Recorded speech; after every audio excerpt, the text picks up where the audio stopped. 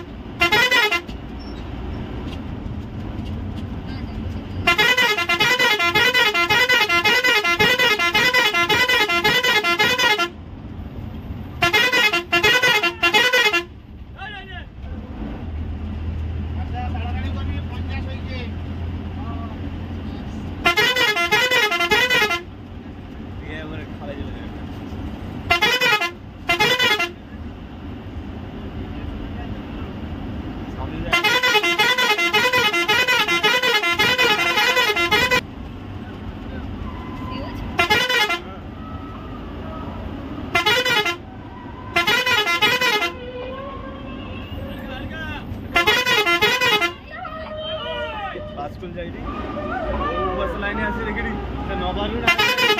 छोटा बास का इच्छा करे वो सुन जाइए ये बस से आवाज आ रहा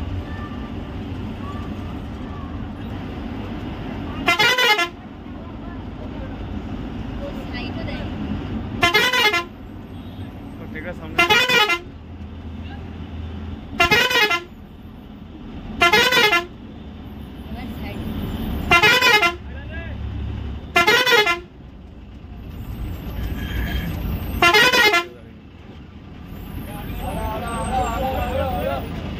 गाड़ी उठ नहीं कर